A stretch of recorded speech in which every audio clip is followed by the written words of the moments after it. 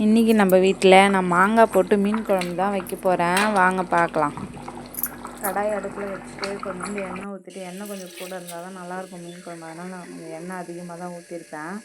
வெந்தயம் போட்டுக்கலாம். வெந்தயம் போட்டுட்டு கருவேப்பிலை போட்டுக்கலாம். கருவேப்பிலை போட்டுட்டு பொடியாக அரிஞ்சு வச்சுருக்க வெங்காயமும் போட்டு நல்லா வதக்கலாம். நல்லா வதங்கின உடனே தக்காளி போடலாம். இன்றைக்கி குழம்புக்கு மாங்காய் நம்ம மரத்தில் தான் போய் பறிச்சுட்டு வர போகிறோம். நல்லா வதங்கிடுச்சு. வதங்கிட்டோம்னா தக்காளி போட்டுக்கலாம். தக்காளி போட்டுட்டு தக்காளி வதங்கிறதுக்கு கொஞ்சம் கல் உப்பு போட்டுக்கலாம்.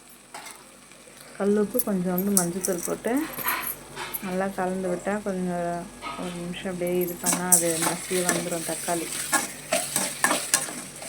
நான் எப்போ மிளகாத்தூள் அதிலே தான் போட்டு இது பண்ணுவேன். இந்த வாட்டி புளி தண்ணியும் மிளகாத்தூளும் போட்டு கரைச்சி வச்சுருக்கேன். அதை எடுத்து ஊற்றிக்கின்னு உப்பு காரம் எல்லாம் கரெக்டாக இருக்கான்னு பார்த்துக்கலாம். பார்த்துட்டு குழம்பு கொதிக்கிட்டோம்.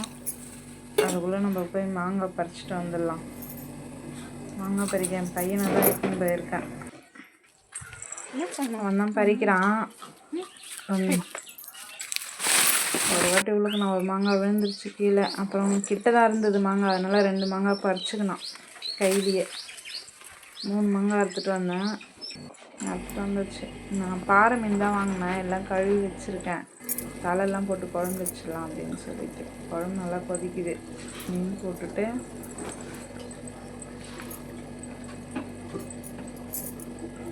மீனும் மாங்காவும் ஒன்றா போடணுமான்னு தெரியல. அதனால் மீனும் மாங்காவும் ஒன்றா போடணுமான்னு தெரியல. அதனால் நான் ஃபஸ்ட்டு மீன்லாம் ஒன்றா எடுத்து போட்டுட்டு அதுக்கப்புறம் மீன் போட்டு ஒரே ஒரு கொதி வந்தோடனே நம்ம அரிஞ்சு வச்சுருக்க மாங்காவையும் போட்டுட்டு ஒரு கொதி வந்தோடனே ஆஃப் பண்ணிவிட்டு, கொத்தமல்லி இல்லைன்ட்டு அதனால் ஆஃப் பண்ணிட்டேன். இந்த வீடியோ பிடிச்சிருந்தா ஒரு லைக் போட்டுட்டு நம்ம சேனலை சப்ஸ்கிரைப் பண்ணுங்கள். அடுத்த வீடியோவில் பார்க்கலாம்.